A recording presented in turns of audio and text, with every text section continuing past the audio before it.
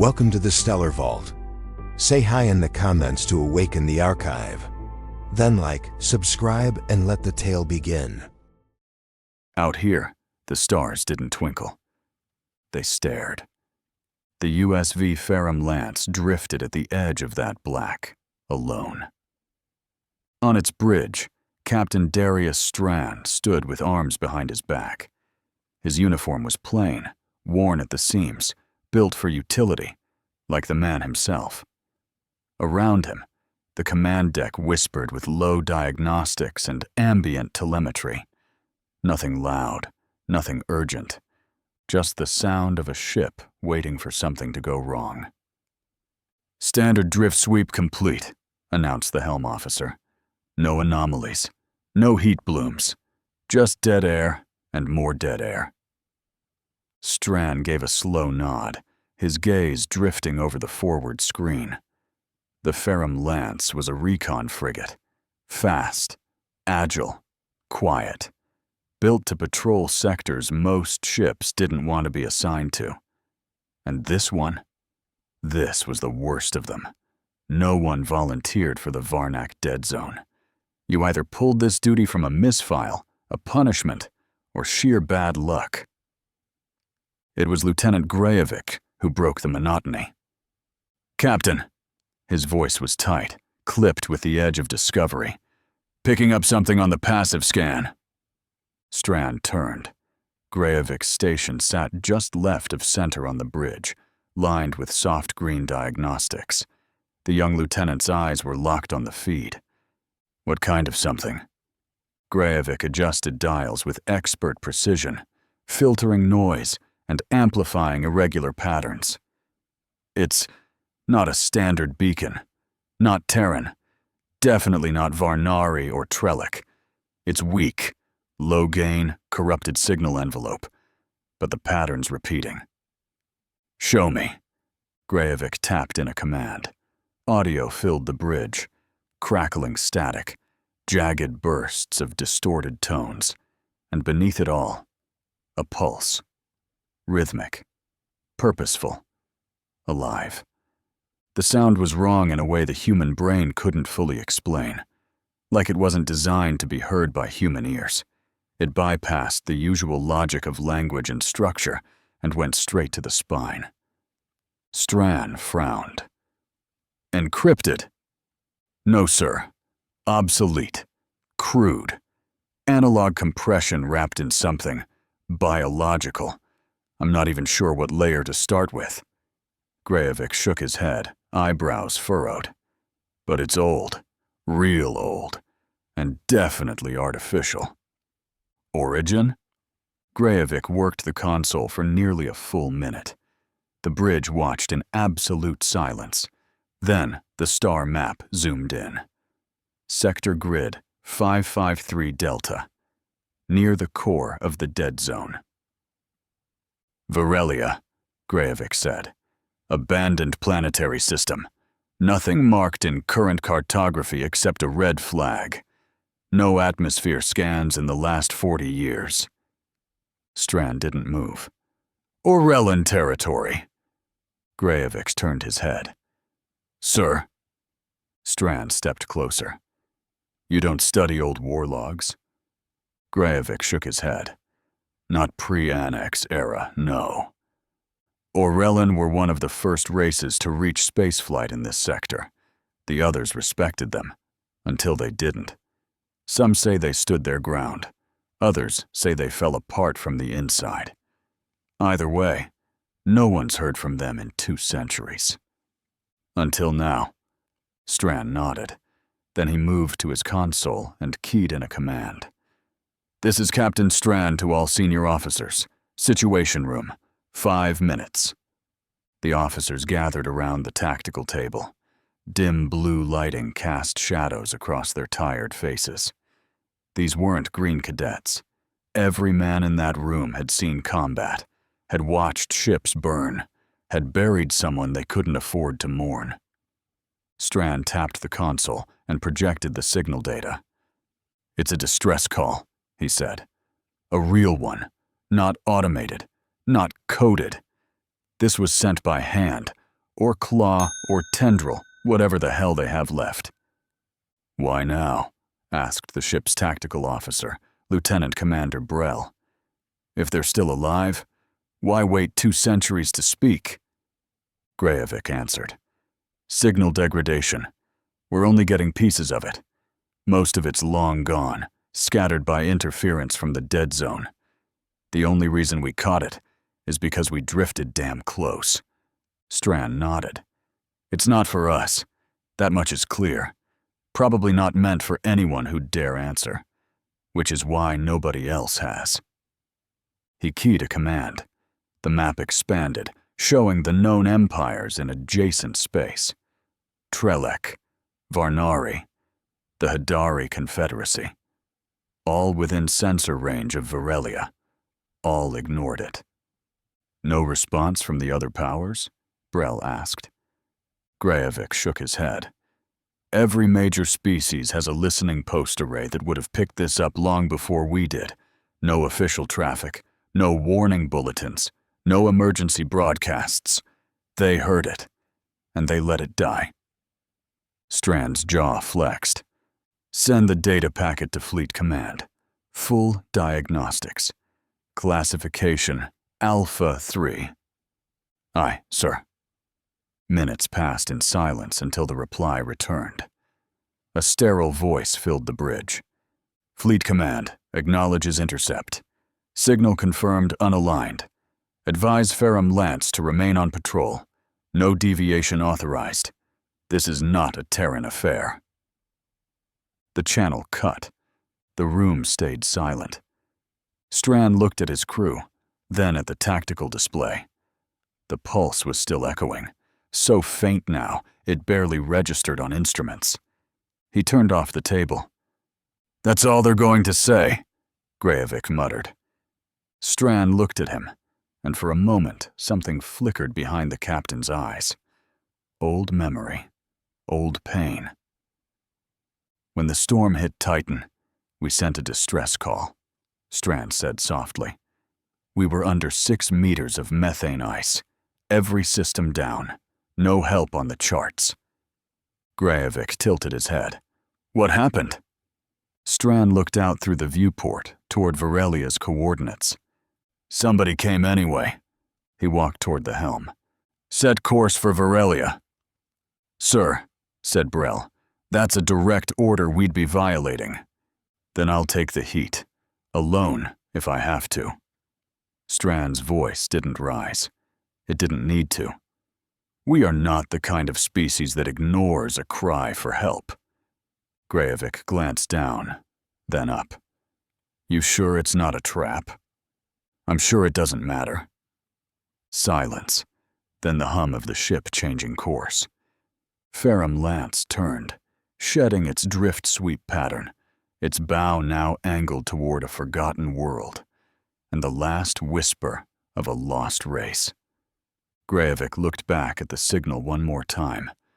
The pulse, distorted and broken, was still trying, still reaching, still waiting for someone, anyone, to care.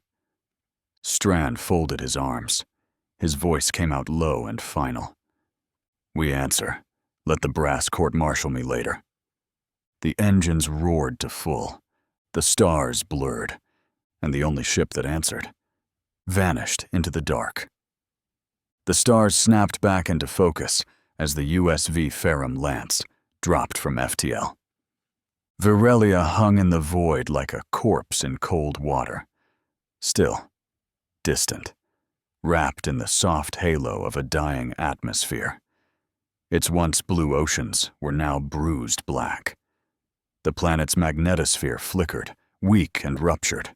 Fragments of orbital debris drifted in slow, silent procession. Shattered satellites, charred hulls, the remains of a battle long since lost.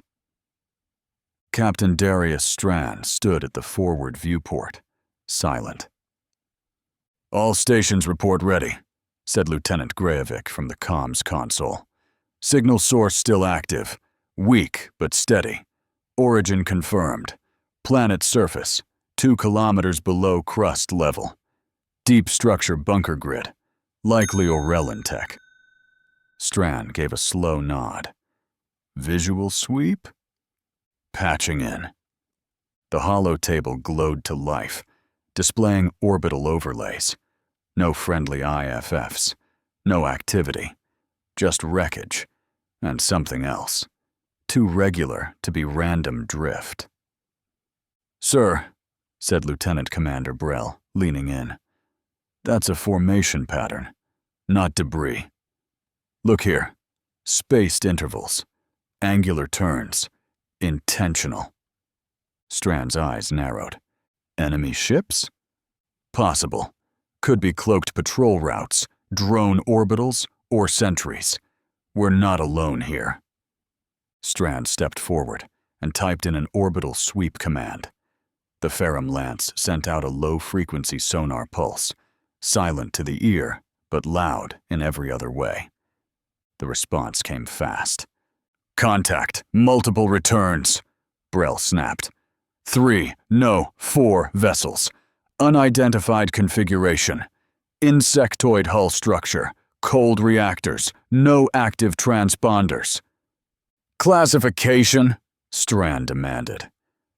Brell ran the data through the ship's tactical VI. A few seconds passed. Then, nothing in Terran or Allied fleet registries. He paused, eyes narrowing. "Cross-referencing with the Galactic Council database now." A new identifier flickered across the console. "They match archival threat signatures. Designation: Scour." Strand's jaw tightened. Brell continued. "Not Council members. Never have been. They prey on fringe civilizations. Species without fleets, without allies. We've seen traces of their work before, but never direct contact." "Until now," Strand said. Graevik spoke up, quieter now. "They're blockading the planet, sir. Whoever's down there, they're being kept down there." The bridge was silent. Strand's voice came low and flat. "And no one responded to this signal?" "No one," Graevik confirmed. Strand clenched his fist. "Cowards!" The officers gathered again, this time in low light. The tactical display showed Varelia's surface, highlighting a deep tectonic fracture, likely the entrance to the Orellan bunker. The signal originated from there. Strand stood with arms crossed. If they're alive, they're trapped, and they've been that way a long time. Brell shook his head. "We're one ship, Captain. A recon-class frigate, not a fleet carrier. You land on that rock, you're exposed. If they decide to close that noose, we'll be boxed in. No backup, no reinforcements." Graevik added, "And Fleet Command already told us to stand down." "I remember," Strand said. He stepped forward, hands on the edge of the hollow table. "Let me ask you both something. If this were a human colony, if this were New Cydonia or Europa Station, and they sent this exact same distress call, what would we do?" Neither officer answered. Strand looked from one to the other. "We'd go in. No hesitation. We'd burn half the sector to get our people out." "But they're not our people," Brell said quietly. Strand's voice cut through the room like a blade. "They're someone's." Silence again. Finally, Graevik nodded once. "Then we go." Preparation moved fast. The Ferrum Lance loaded 2 tactical landers, Hammer 1 and Hammer 2. Each carried a fire team, short-range comm gear, surface assault kits, and reinforced hull plating. The ship wasn't built for troop deployment, but it had just enough to get boots on the ground. Strand remained on the bridge, overseeing logistics. His voice stayed calm, but his eyes never left the sensor feed of the ships in orbit. The unknown vessels hadn't moved, but they hadn't withdrawn either. Waiting, like wolves circling. As the launch sequence counted down, Stran opened a private comm to Greivik in the lead lander. "Your orders are clear," he said. "Secure the bunker. Locate survivors. Extract if possible. If things go sideways, you call it. No hero runs." Greivik's voice crackled through. "Copy that, sir. But if they're still breathing, I'm not leaving without them." Stran allowed himself the briefest nod. "Good man. Hammer 1 ready for drop. Hammer 2 on standby." Stran stepped back. Launch. The landers detached from the underbelly of the Ferrum Lance, thrusters firing in coordinated bursts as they dropped into Varelia's upper atmosphere. The planet groaned beneath them, its sky thick with debris, its clouds streaked with ash and static. Radiation alarms blipped softly in the background as the descent began. Inside Hammer 1, Greivik sat harnessed to his drop seat, flanked by 4 other Marines. No names exchanged, no speeches, just silent readiness. They were all veterans. This wasn't new. What was new was the enemy they hadn't seen, the rules they didn't know. Altitude markers ticked down. The lander shook as atmospheric friction built up. Lightning flickered across the external cameras. The edge of a cratered mountain range came into view, and just beyond it, the signal origin, deep inside the Earth. Greivik keyed into his squad frequency. "Remember, the people we're going in for don't look like us. They don't talk like us, but they cried out, and no one answered. Except us." He looked out the porthole as the ground rushed up. "Let's show them what that means." Back on the Ferrum Lance, Stran stood alone at the viewport. Varelia's ruined surface glowed red beneath the clouds. Above, the unknown vessel still lingered, silent, patient. Stran narrowed his eyes. "We're not here for politics," he said softly to no one. "We're here to remind the galaxy what it means when a human ship shows up."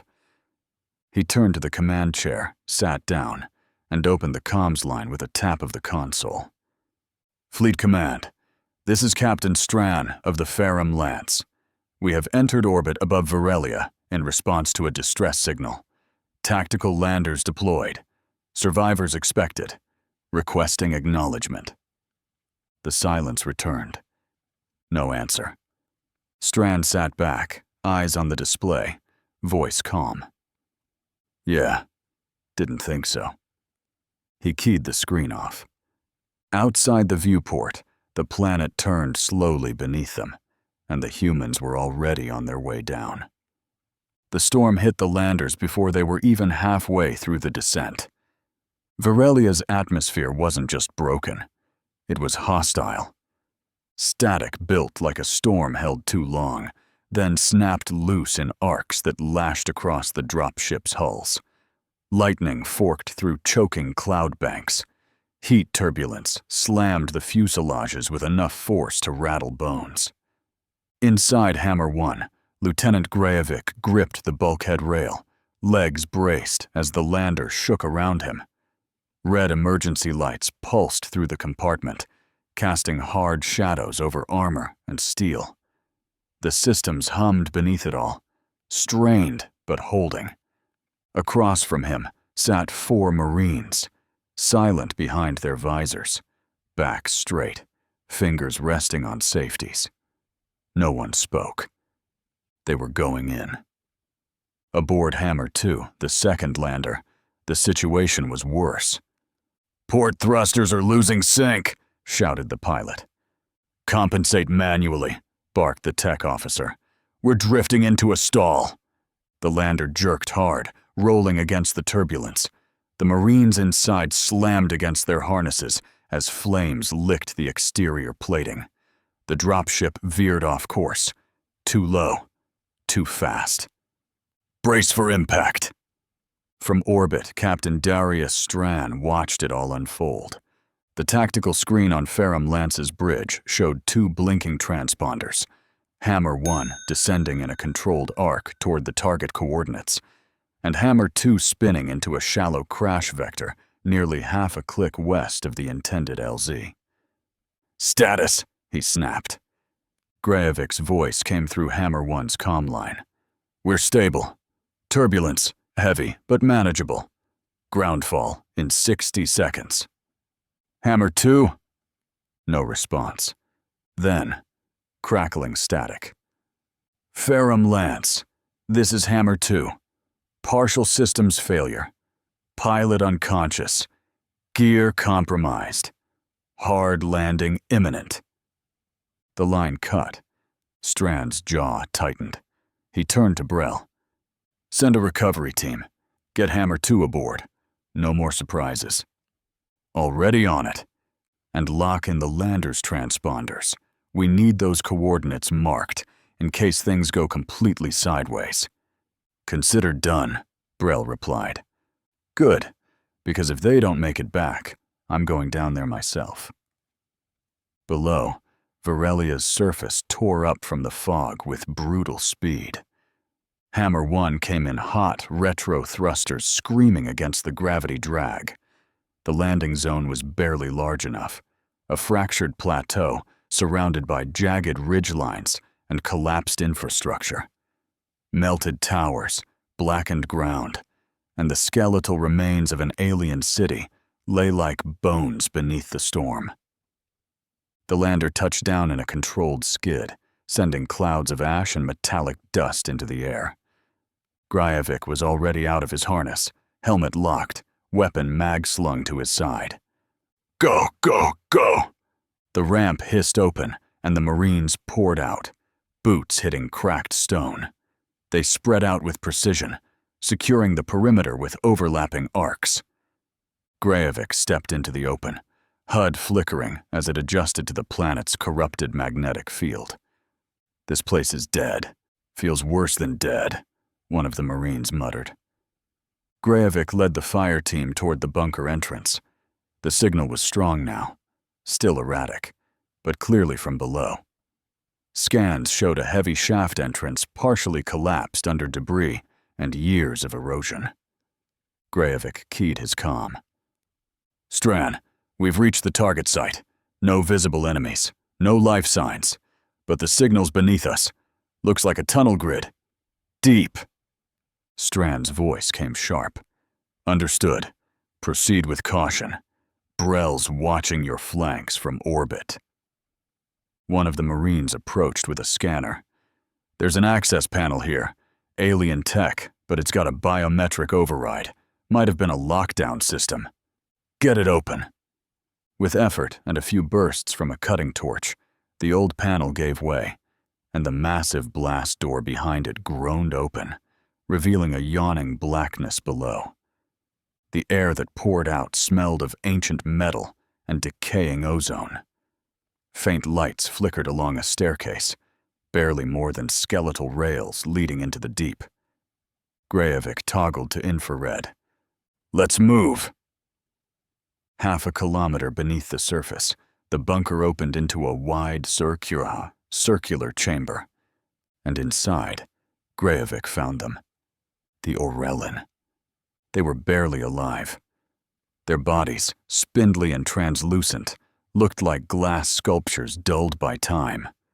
Eyes, deep, multifaceted, and dim, tracked the humans in silence. A few turned away. One remained still entirely, limbs folded. Grajevik stepped forward, slowly lowering his weapon. "We're here to help," he said. They didn't understand the words, but something in the tone made one of them rise slightly, a weak nod of the head following. Grajevik activated his comm. "Captain, we found them. 17 survivors. Unarmed. Malnourished. No hostiles." There was a long pause. Then Stran's voice came through. "Copy that. Begin extraction prep. I don't trust the sky to stay quiet for long." Grayevik was halfway through prepping the Orellan for transport when one of the Marines barked into his comm. "Movement! Outskirts! We've got shadow contacts on the ridge." "How many?" "Hard to say. At least a dozen. Maybe more. No IDs. These things don't ping anything." "Set up a perimeter," Grayevik ordered. "Get the evac beacon up. Now." He turned to the alien elder, still sitting in the center of the chamber, head bowed. "You don't have to understand me," Grayevik said, voice low. "But if you can move, get ready, because whatever put you in this hole is coming back." Above Varelia, aboard the Ferrum Lance, alarms began to wail. Strand stood. "Tactical, report." Brell turned, pale. "They're moving, sir. All 4 enemy vessels just launched surface elements. No comms, no warning. Multiple drop ships descending. Estimated ground contact in 6 minutes. Strand acted immediately. "Prep orbital fire solutions. We buy them every second we can." "Sir, the margin." "I didn't ask for a margin. I said buy them time." Grayevik heard it before he saw it. The low hum of engines, the crunch of movement, the alien rhythm of something not born from Earth. He looked up toward the tunnel mouth. "They're here."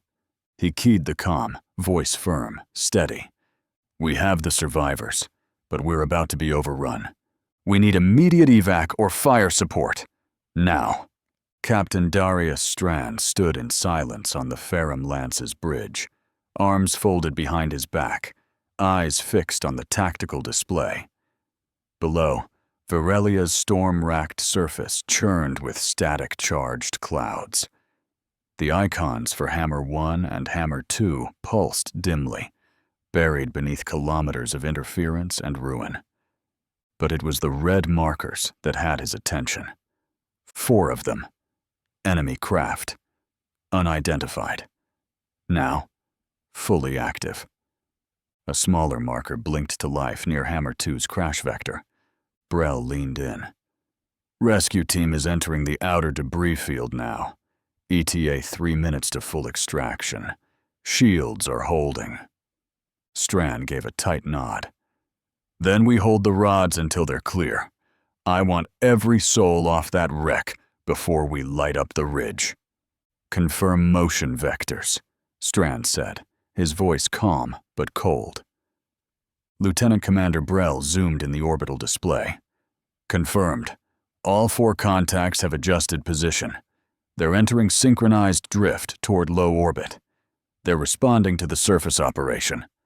He frowned slightly, then added, "They're not dropping themselves," Brell muttered, "but their orbital drift matches the descent vectors. They're guiding the attack, without ever crossing the line." "Intercept window?" 5 minutes, maybe less. They're not fast, but they don't need to be. They're pushing us into a box." Strand didn't look away from the screen. "Warm up the targeting array. Load rods." Brell hesitated. "Sir, that's an escalation."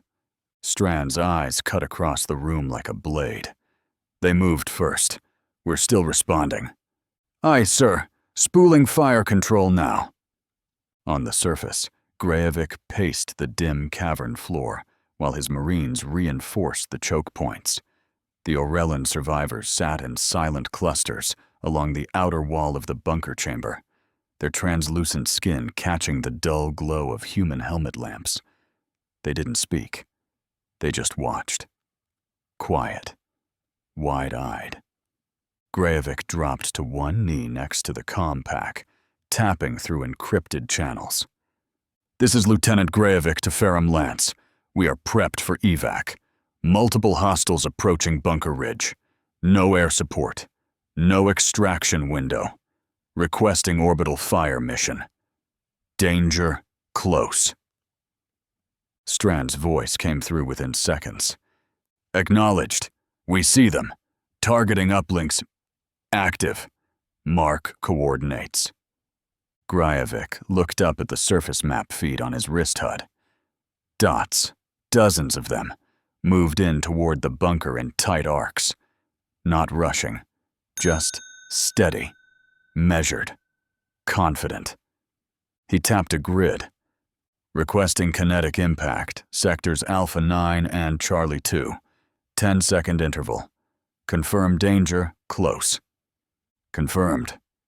Grajevic stood, his voice tight across the squad channel. Brace for overheads. Impact in 10. The team ducked behind improvised cover. One Marine grabbed an Orellan who had wandered too close to the impact zone, pulling them down with a single sweep. In orbit, Ferrum Lance flared to life. The forward launch bays opened, and two long tungsten rods, each massing several tons, ejected into the vacuum. They drifted briefly, silently, then fell. By the time they hit atmosphere, they were hypersonic. The first one struck just behind the enemy advance line, vaporizing rock and ash in a kilometer-wide radius.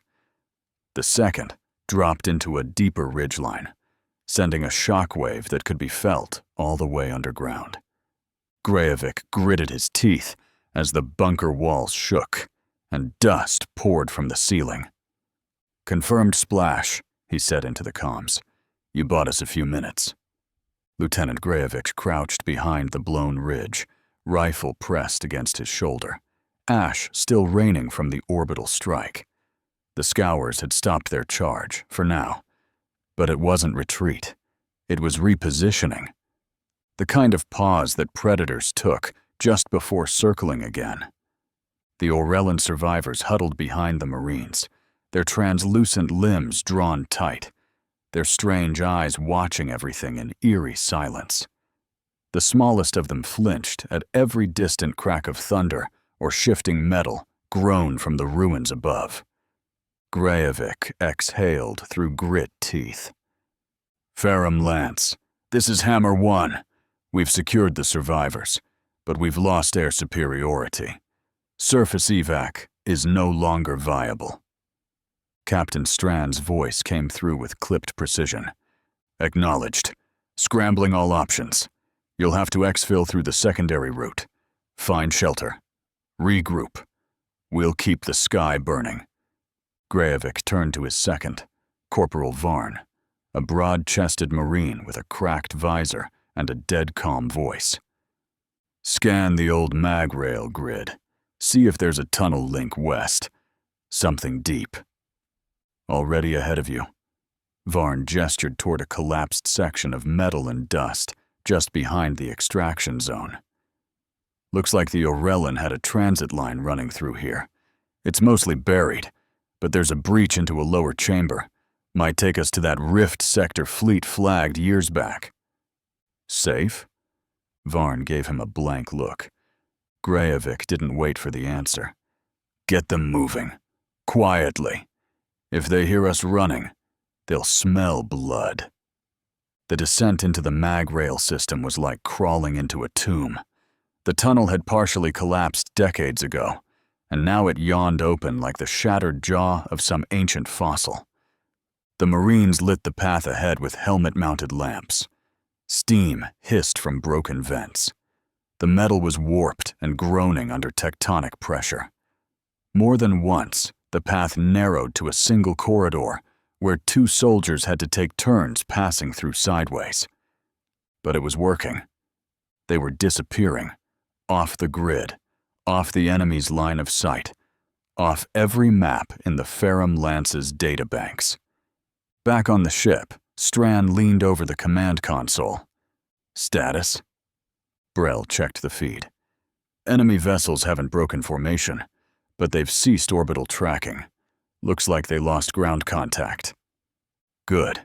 Means the tunnel worked. Brell hesitated. Unless they're waiting.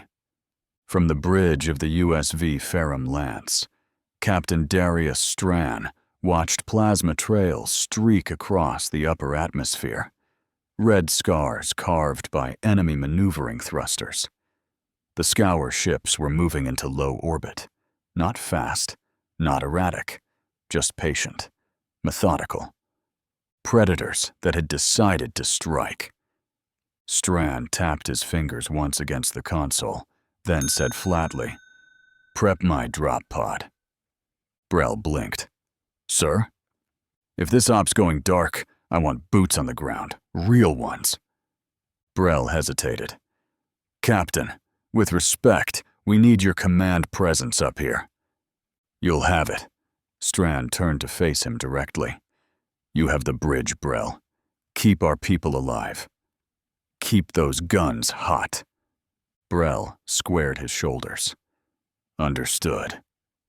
A few minutes later, in the drop bay, the launch crew stood ready as Strand approached, fully armored, helmet in hand. The drop pod behind him pulsed with heat as its clamps released steam into the bay. He stopped beside the last operational lander, addressing the pilot, an older sergeant with burn scars across his cheek. "You'll be their lift," Strand said. "Hammer 1 and the Orellan are holding near the rift.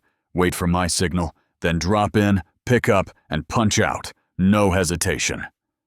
The pilot nodded. "What about you, sir?" Strand gestured toward the waiting drop pod. "I'll be on the ground before you are, and I will meet you on the ramp." Underground, the tunnel snaked deeper. Grajevik checked his HUD, mapping as they went. The air was getting thicker now, laden with dust and radiation remnants. The Orellan were struggling to keep up. One collapsed near a junction, and Varn lifted it without a word. Cradling the spindly alien across his chest. At one point, they passed through an ancient maintenance hub, where the walls still carried flickering glyphs in the Orellan language. Most were unreadable, scorched or cracked, but some glowed faintly with a pulsing, bioluminescent rhythm. The Orellan elder touched the wall and let out a low, mournful note. Grajevik slowed. "What is it?" The elder didn't respond directly, but its gesture said enough. "This used to be a city," Varn muttered behind him. "Now it's a tomb." Grajevik opened the squad channel. "Perimeter defense protocol. Lockdown ring. Civilians in the center. We hold until the sky tells us otherwise." Even injured, even exhausted, the Marines moved like one organism, shifting into hardened formation. Weapons locked, eyes scanning. The Orellan clustered tighter, heads bowed, but eyes on the humans. Halfway through the tunnel run, they encountered their first pursuers. Scour scouts, small, four-limbed, insectoid, silent, swift.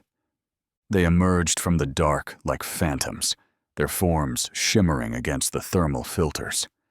One Marine caught the first one mid-jump, blasting it into shards of carapace and sinew. Another dropped from the ceiling and took a man down with it before two rifles riddled it to pieces. Grajevik growled through clenched teeth. "They found our heat trail. We need to move faster." "There's a rift ahead," Varn reported. "Deep shaft, ventilation column. If we reach it, we can beacon the ship from there. No obstruction." "Push through." The team picked up speed, sacrificing silence for survival. Behind them, the scours were coming in greater numbers now. On the surface, Strand's drop pod burned through the atmosphere like a meteor. It impacted two ridges north of the tunnel's predicted exit point. Dust filled the sky. He emerged alone, full combat gear, heavy rifle slung, and targeting HUD flickering with enemy outlines, and already moving toward his location. "Ferrum Lance, this is Strand. On the ground. Confirm signal lock on tunnel exit point, and designate fire corridor." "Confirmed, sir. Impact zone in range. Coordinating grid fire now." Strand moved fast, firing bursts into the shadows, covering the slope above the rift vent. Then, finally, he saw them. Figures emerging from the broken cliffside. First a Marine, then another. Then Orellan figures shuffling between armored soldiers. Grajevik reached the top and blinked in shock. "Captain?" Strand didn't smile, just lifted his rifle and nodded. "Get them aboard." The final lander dropped into position, its hull already scorched from a near miss in orbit. The evac was fast and brutal. One Marine was shot during boarding, a glancing plasma hit that melted armor and scorched flesh, but he kept firing until the ramp slammed shut behind him. Then it happened. A scour warform, larger than the others, armor etched in jagged black, barreled into Grajevik from the flank. Its talons raked across his chest plate, screeching like tearing metal.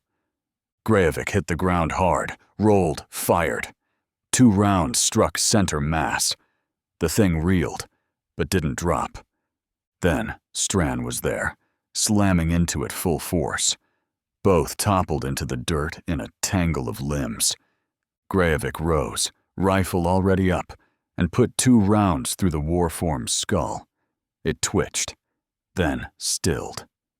Strand pushed himself up, bleeding from a cut across his jaw. "Remind me," he grunted, "why we don't just shoot these things from orbit." "Because we never know who's underneath," Grajevik said. Together, they ran for the ramp. The lander lifted with a violent jolt, its rear hatch still closing, anti-grav thrusters screaming. On board, the Marines collapsed into seats. Several were bleeding. One was unconscious. The Orlin clung to the walls, bracing against the motion. Grajevik stood by the door, breathing hard.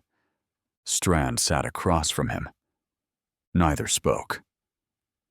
Later, aboard the Ferrum Lance, the hangar received the lander in full combat docking sequence.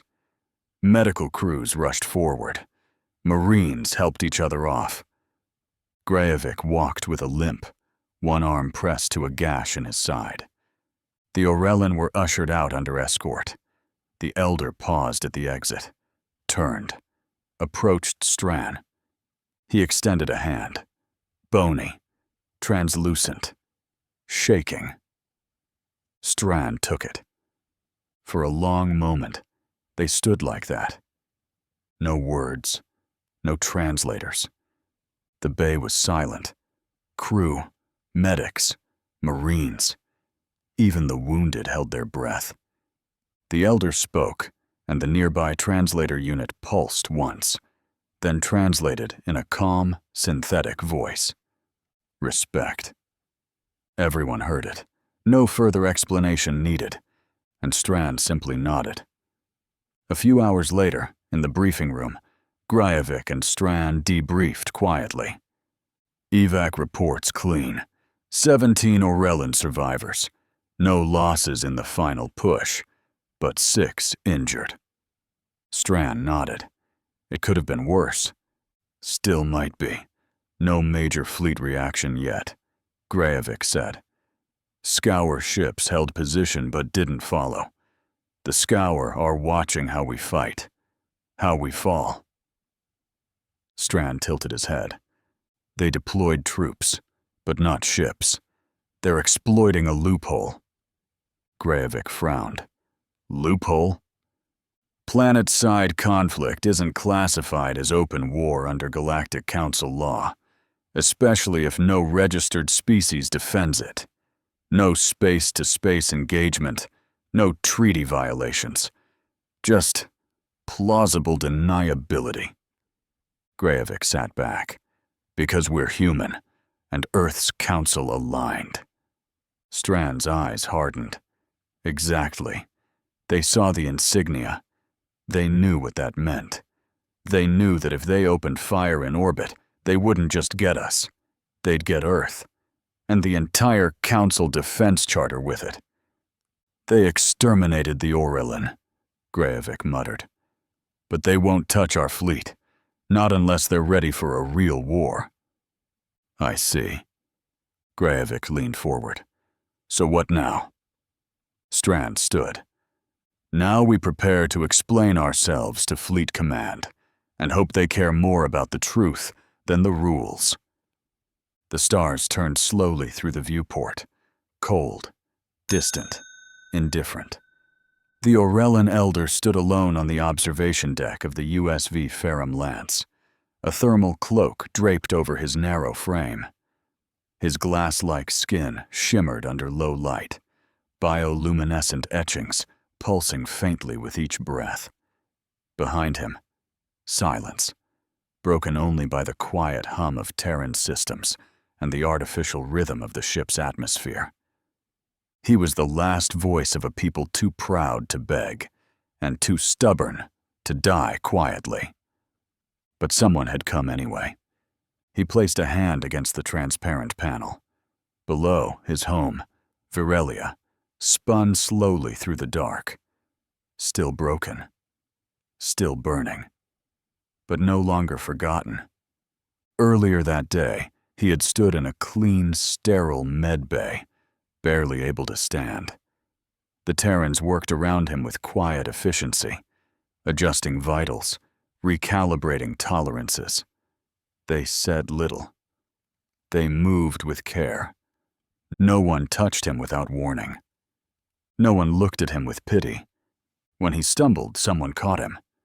When he spoke, someone listened. And when he wept, silently, through the vents of his secondary breath folds, no one turned away.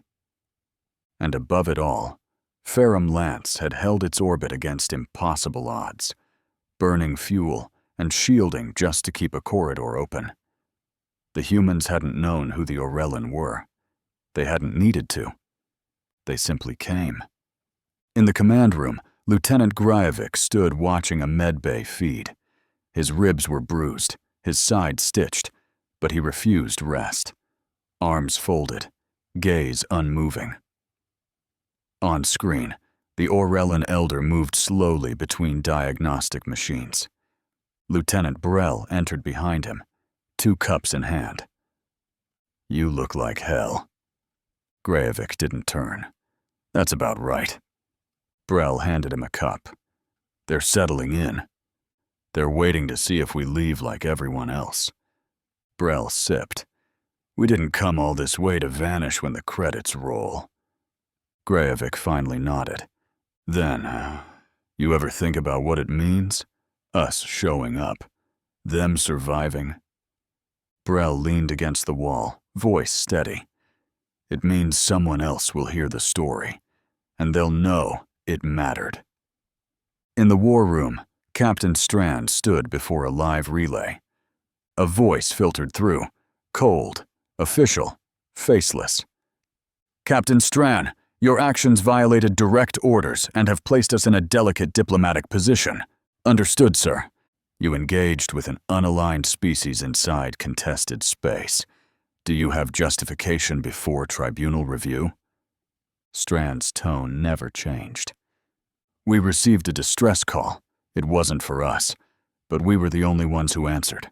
That's the report." A pause. "Report received. Fleet Command will respond accordingly." The transmission cut. Brell entered just as the screen went dark. Strand turned. "How long before this leaks?" Brell checked the line. "Already happening. One of the comms officers flagged the evac footage. It's circulating." Strand's mouth twitched. Not quite a smile. "Good." Before departure, in the quiet of the final orbit, the observation deck stood empty but for 2. Gryovic stood beside Strand, both silent as they watched Virelia shrink below. Scarred, but still turning. After a long moment, Gryovic spoke quietly. "Do you think they'll remember this?" Strand didn't answer right away. His gaze stayed fixed on the drifting world. Then, "No. They won't remember the mission, but they'll remember the moment. The ones who showed up. That's how legends start." He paused. "Let the galaxy remember. Humans don't turn away when someone calls for help."